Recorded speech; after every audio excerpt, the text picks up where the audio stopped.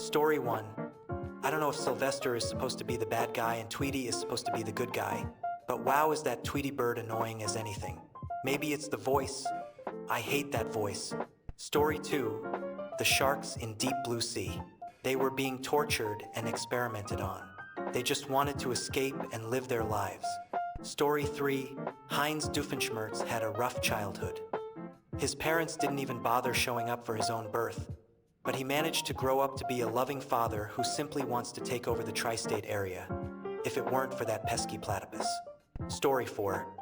In Jaws 2, near the end, there is this girl who won't stop screaming hysterically, and I kind of want the shark to eat her so it will stop. Story 5. Mojo Jojo never really seemed like he wanted to do anything super evil, but the Powerpuff Girls repeatedly beat the stupid out of him for pretty much no reason. Story 6. The guy hates his job, hates his noisy neighbors and overenthusiastic coworkers, wants to leave work on time, needs his quiet time, wishes that he has a sculpted body, and dares to dream despite being bad at the skill. A clarinet virtuoso. We are Squidward. Story 7. Ken from the Bee Movie. His girlfriend is throwing away their happy, picture-perfect life and relationship because she falls in love with a bee. The man got outmatched by a bee, and we're supposed to be angry at him? Story 8. Magneto's family was ripped apart by Nazis when he was a child. Then he watched governments hunt down his people again as a mutant. Story 9. In the last few episodes of the Clone Wars, I was rooting for Darth Maul. I had seen Ahsoka get out of trouble dozens of times before, but seeing Maul scared for his life made me really feel for him. Story 10. Swiper was just a sly fox raised on the wrong side of the fence and wanted to be included. But no, Dora had to keep the fun for herself. Story 11. Team Rocket, consisting of Jesse and James. When I was younger, I became incredibly frustrated because Team Rocket never won. Story 12. Hulk Hogan always takes cheap shots at his friends, especially in the Royal Rumble. He includes himself in all of his allies' achievements so he can show off and seek attention. Additionally, he had lustful feelings for Miss Elizabeth. Story 13. Gustavo Fring. His best friend was killed, and seeing him get his revenge against the cartel was immensely satisfying. Seems like he is a chill boss for a drug lord. Just do not mess around, and you will not get murdered. All Walt had to do was to do his job, and it would have been smooth sailing. Not to mention, he is an extremely fair boss. He pays his civilian employees well, goes to bat for them, and protects them against his other life. Story 14. Tom is just trying to do his job and support the people who love him. Jerry is a squatter and a jerk who is constantly committing acts of violence against Tom, who actually lives in the house that Jerry squats in. Story 15. Boyd Crowder from Justified. I think it's because his character was acted so well, he felt real. And the protagonist Raylan turned into a major antagonist in the final season. Story 16. Sometimes the Joker wins if Batman kills him, but he would also be saving so many lives if he could just get him to kill all the villains. Story 17. He was essentially the favorite pet who was irreparably damaged by experiments, then thrown out to be replaced by the Powerpuff Girls, the new favorites. I understand. Story 18. Captain Hook. He's interesting and cool. That spoiled boy is as twisted as him, but boring indeed. I really can't stand Peter Pan. Just grow up, you little troublemaker. Story 19. In Death Note, Light is the protagonist and the villain, so I hope this counts. I do not like Nier as much as L, so I ended up rooting for Light even though he became completely consumed by his god complex. Story 20. Imagine growing up knowing that everything has to be earned. Then a god comes from the sky and completely changes your worldview. And this said god has everything you wanted. I'm not justifying Lex, but the dude is relatable. Story 21. Sister says, Scar from the Lion King. Reasoning. He was often overlooked and ignored, and according to lore, his father was terrible and outcast Scar. Story 22. Nacho Varga in Better Call Saul. Dude should have used his networks and killed all the older members and taken over the Salamancas. They ruined the story I had imagined in my head. Story 23. The Phantom of the Opera.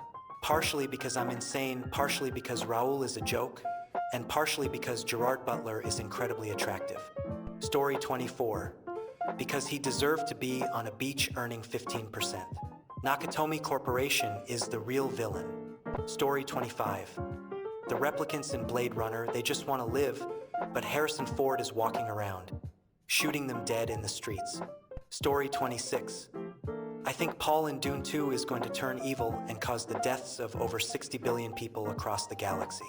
I am rooting for him because his house was betrayed and almost wiped out by treachery. Paul basically got revenge and destroyed the Emperor's house and the Harkonnens, both of which conspired together. The great houses will not honor Paul's ascendancy, and I believe that they shall all be put to the sword and regarded as traitors to the galaxy, as well as anybody that supports them. Down with the Emperor and the great houses. Story 27, Marvin the Martian. Because he wears all-star chucks, a Spartan helmet, and overall, I appreciate the style he presents, as well as his choice of weaponry, even though they never seem to work. Story 28. I am disappointed to say that after reading over 200 comments, I have only seen one about Darth Vader, so I will make it 2 comments now. Story 29, Magneto. All he wanted was rights for mutants. He was essentially Malcolm X, and he basically went through a Holocaust. He was ready to and did what he could to get better rights. Story 30, Satanico Pandemonium. Quentin Tarantino's character was a remorseless murderer and rapist, and his brother, George Clooney, enabled it.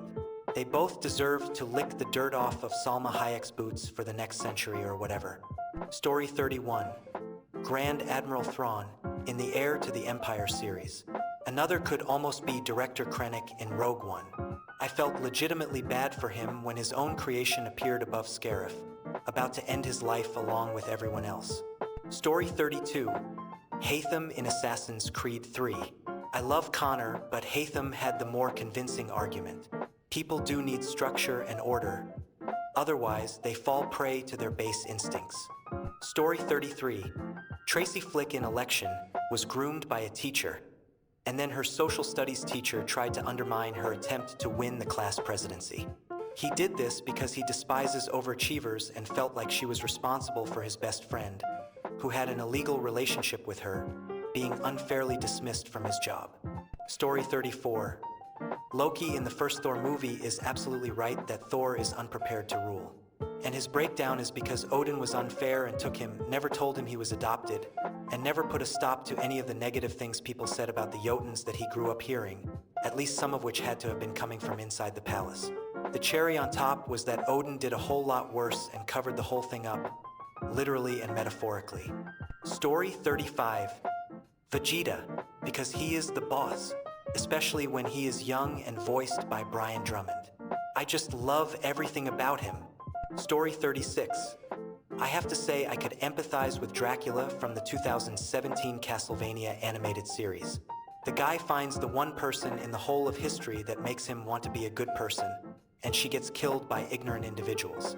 Having the power to burn the whole world in that situation makes it really difficult not to pull that trigger for vengeance. Story 37, Gustavo Fring. The man orchestrated his revenge for years.